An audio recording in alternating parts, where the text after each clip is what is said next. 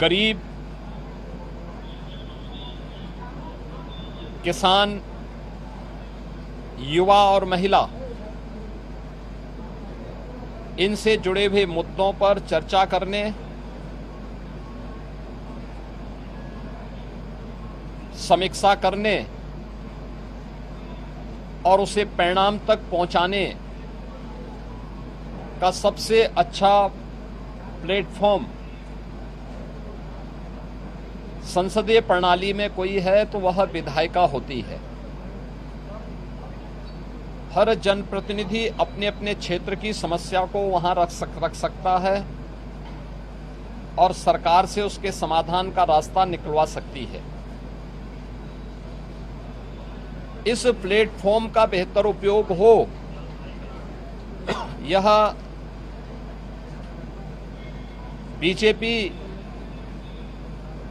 के नेतृत्व में चलने वाली एनडीए सरकार की सदैव से प्राथमिकता रही है और डबल इंजन की सरकार इसके लिए पूरी प्रतिबद्धता के साथ कार्य भी कर रही है। पिछले 9 वर्षों में इसी संवाद से जनप्रतिनिधियों के द्वारा उठाए गए मुद्दों की समीक्षा करने के उपरांत बनी हुई योजनाओं के माध्यम से ही हम प्रदेश में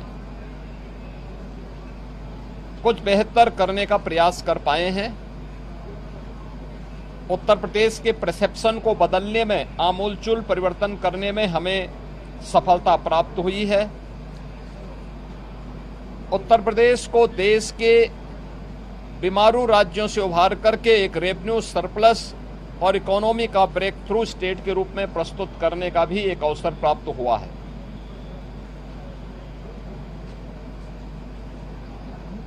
सदन के समय का बेहतर उपयोग हो और प्रत्येक विधानसभा क्षेत्र से जुड़ी हुई आवाज को सदन के पटल पर रखने और सदन में उस पर चर्चा परिचर्चा कराने का एक अवसर प्राप्त हो सके। मैंने कल दलीय नेताओं की बैठक में भी और समय समय पर भी सभी माननीय सदस्यों से इस बारे में आग्रह किया है।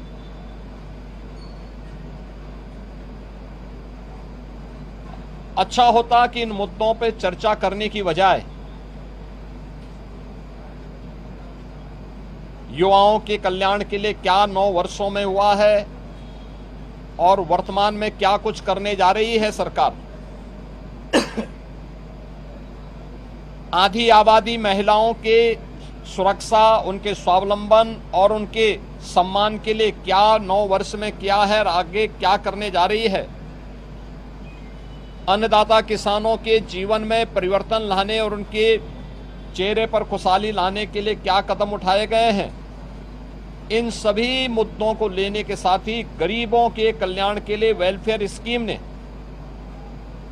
डबल इंजन की सरकार ने पिछले 9 वर्ष के अंदर 6 करोड़ से अधिक गरीबों को गरीबी रेखा से उभार करके एक मध्यम वर्गीय श्रेणी में ला करके उनके जीवन में परिवर्तन लाने का प्रयास किया है। उस परिवर्तन का केंद्र बिंदु हमारी विधायिका है। यहां नीतियां बनती हैं, उससे पहले चर्चा परिचर्चा होती है। सस्टेनेबल डेवलपमेंट गोल्स पे हुई चर्चा भी इन्हीं सब मुद्दों पे, शिक्षा के लिए, स्वास्थ्य के लिए, गरीबी उन्मूलन के लिए, अन्नदाता किसानों के लिए, निवेश के लिए, रोजगार के लिए, इन सभी पे चर्चा करने का एक सशक्त माध्यम बना था। वर्तमान में यह महीना हमारे लिए बहुत महत्वपूर्ण होता है। खेती किसानी की दृष्टि से किसानों के लिए, स्कूल कॉलेजेस में एडमिशन की दृष्टि से छात्रों और युवाओं के लिए, और अपनी धार्मिक यात्रा के लिए सावन के मास में निकलने वाला शिव भक्त कावड़ यात्रियों की दृष्टि से बहुत महत्वपूर्ण होता है। मैं इन सभी समुदायों का, अपने युवा ऊर्जा के प्रतीक छात्रों और युवाओं का जिन्होंने प्रवेश लिया है या जो नए रोजगार के लिए आगे बढ़ रहे हैं, उन सभी प्रतिभाशाली युवाओं का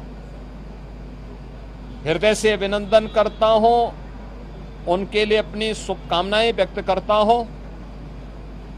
अन्नदाता किसान उत्तर प्रदेश का बहुत परिश्रमी है। हमारा अन्नदाता किसान जब दिन रात मेहनत करता है, परिश्रम करता है, तब यूपी की इस धरती से सोना उगलवाने का वो काम करता है। आज हमारा अन्नदाता किसान भारत की कुल कृषि योग्य भूमि में 11% भूमि में 21 से 22% खाद्यान्न का उत्पादन कर रहा है। एक बेहतरीन उपलब्धि है। उसके जीवन में व्यापक परिवर्तन हुआ है। प्रधानमंत्री जी के विजन के अनुरूप दोगुने से अधिक आय हमारे अन्नदाता किसानों की हुई है। किसानों से जुड़े हुए अन्य कौन से मुद्दे हो सकते हैं जो उनके जीवन में और खुशहाली ला सके, इस विषय को लेकर के अभी तक हमारे अन्नदाता किसानों ने जो परिवर्तन लाया है, जो रिफॉर्म किया है, मैं इसके लिए उन सभी अन्नदाता किसानों का भी हृदय से अभिनंदन करता हूं। उत्तर प्रदेश के अंदर आधी आबादी के जीवन में व्यापक परिवर्तन हुआ है। 12% जो महिला श्रम बल था पहले 17 में, आज वो बढ़कर के 37-38% से अधिक हो चुका है। डबल इंजन की सरकार कामकाजी महिलाओं के लिए श्रमजीवी हॉस्टल का निर्माण कर रही है सभी बड़े महानगरों के अंदर, जिससे उनके लिए आवासीय सुविधा उपलब्ध हो सके और उन्हें अपने कार्यस्थल पर जाने में बहुत दूरी न तय करना पड़े। इन सभी कार्यों के लिए भी और मिशन शक्ति के अंतर्गत भी महिला सुरक्षा, महिला स्वावलंबन और महिला सम्मान की दिशा से सरकार ने अनेक कदम उठाए हैं। उत्तर प्रदेश सरकार की हर एक भर्ती में युवाओं को 9 लाख से अधिक नौकरी उपलब्ध करवाने और उसमें भी 20% से अधिक महिलाओं की भागीदारी के साथ एक नए कीर्तिमान उत्तर प्रदेश सरकार ने स्थापित किए हैं। डबल इंजन की सरकार के कारण आज प्रदेश के अंदर ईज ऑफ डूइंग बिजनेस, सुरक्षा और अन्य कारणों से निवेश के लिए बेहतर अवसर प्राप्त हुए हैं। लाखों नौजवानों को अपने ही जनपद में, अपने ही क्षेत्र में आज नौकरी और रोजगार की गारंटी मिली है। परंपरागत उद्यम को प्रोत्साहित करते हुए 1 डिस्ट्रिक्ट 1 प्रोडक्ट और पीएम विश्वकर्मा जैसी स्कीम ने उनके जीवन में व्यापक परिवर्तन करने के साथ ही करोड़ों नौजवानों के लिए रोजगार के नए अवसर उपलब्ध करवाए हैं। जो भी नौजवान इनके माध्यम से प्रदेश की अर्थव्यवस्था को मजबूती प्रदान कर रहा है, उन सब का भी मैं हृदय से अभिनंदन करता हूं, उनको बधाई देता हूं। स्वाभाविक रूप से शिव भक्त पूरे प्रदेश के अंदर, पूरे देश के अंदर हर हर बम बम के उत्साहपूर्ण माहौल में अपनी शिव भक्ति को इस माह में निवेदित कर रहे हैं। आज सोमवार का दिन भी है। अभी से करोड़ों की संख्या में शिव भक्त कावड़ यात्री के रूप में पश्चिमी उत्तर प्रदेश में हरिद्वार के पावन धाम में हर जी की पेड़ी में गंगा जल लेने के लिए प्रस्थान कर चुके हैं। उनके स्वागत के लिए, उनकी सुरक्षा के लिए, उन्हें कहीं कोई दिक्कत न हो, कि परेशानी न हो, इसके लिए प्रशासन ने, स्थानीय प्रशासन ने, स्वयंसेवी संगठनों ने, सामाजिक और व्यापारिक संगठनों ने, धार्मिक संगठनों ने अनेक कार्यक्रम प्रारंभ किए हैं।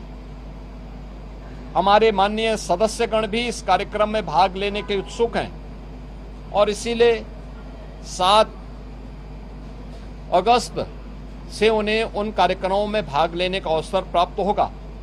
मैं सभी कांवड़ यात्रियों का भी हृदय से स्वागत करता हूं, उनके प्रति भी अपनी शुभकामनाएं व्यक्त करता हूं। मित्रों, जिन लोगों के समय में किसानों के हितों पर कुठाराघात हुआ था, जिन्होंने उत्तर प्रदेश के अंदर किसानों को जल नहीं, पानी नहीं दिया, खेत के लिए पानी नहीं दिया,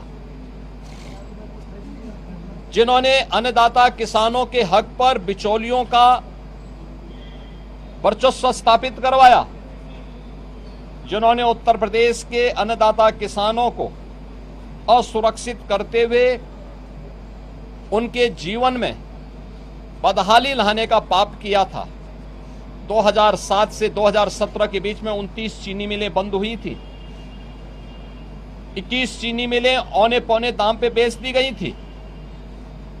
आज उनका दोहरा चरित्र देखिए, वे आज किसान की बात कह करके उनके जले पर नमक छिड़कने का काम कर रहे हैं, जबकि प्रधानमंत्री मोदी जी के नेतृत्व में अन्नदाता किसानों के लिए प्रधानमंत्री फसल बीमा योजना, प्रधानमंत्री कृषि सिंचाई की योजना, जिसके माध्यम से 24 लाख हेक्टेयर लैंड में अतिरिक्त सिंचाई की सुविधा हमने यूपी में दी है। ये परिवर्तन देखने को मिला है, ये हुआ है। अन्नदाता किसान आज एक नहीं, दो नहीं, तीन, चार फसल प्रदेश के अंदर लेने का कार्य कर रहा है।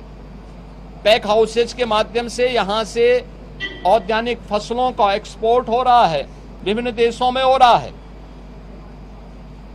3,23,000 करोड़ रुपए से अधिक का गन्ना मूल्य का भुगतान हुआ है और 122 चीनी मिलों में से 105 से अधिक चीनी मिलें ऐसी हैं जो चौथे पांचवें दिन गन्ना मूल्य का भुगतान गन्ना किसानों के खाते में कर रही है, जबकि समाजवादी पार्टी के समय में 10 वर्ष का गन्ना मूल्य का बकाया बाकी था और ये लोग किसानों के साथ किसी प्रकार से उनके हितों को संरक्षण देने की बजाय उन्हें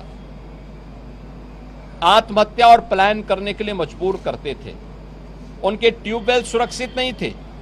आज 16 लाख ट्यूबवेल में फ्री में बिजली उपलब्ध करवाने का काम ये डबल इंजन की सरकार करा रही है। आश्चर्य होता है, वे किसानों के मुद्दे की बात कर रहे हैं। देश में पोर्टल की समस्या आई थी, लेकिन आज खाद की उपलब्धता हर एक जगह सुनिश्चित करवाने के लिए विभाग को पूरी शक्ति के साथ कहा गया है और मैं सभी अन्नदाता किसानों के लिए से इस बात के लिए आश्वस्त करता हूं कि डबल इंजन सरकार है, किसान उसकी प्राथमिकता में है, युवा उसकी प्राथमिकता में है। अयोध्या के मुद्दे को वे लोग उठा रहे हैं जिन्होंने राम भक्तों पर गोलियां चलाई थी,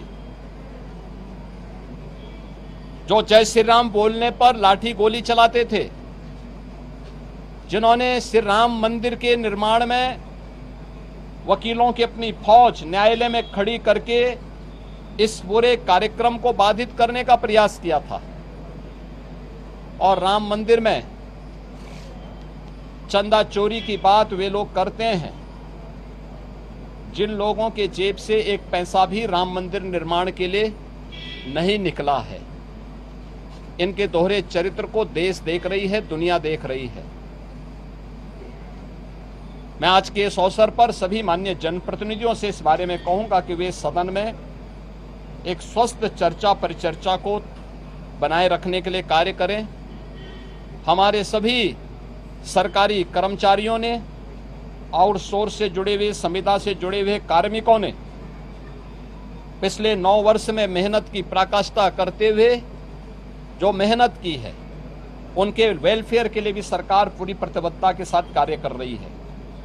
हमने शिक्षा मित्रों को, अनुदेशकों को, बेसिक, माध्यमिक और उच्च शिक्षा के सभी शिक्षकों को हमने कैशलेस की सुविधा के साथ साथ शिक्षा मित्र और अनुदेशकों के मानदेय को भी बढ़ाया है और अभी उन सभी तबके के लिए भी सरकार कार्य कर रही है। चाहे आउटसोर्स कमीशन को तत्काल लागू करने की कार्रवाई मेरा मानना है कि अगले एक डेढ़ सप्ताह के अंदर हम उसको लागू करके न्यूनतम मानदेय उनका सुनिश्चित करने जा रहे हैं।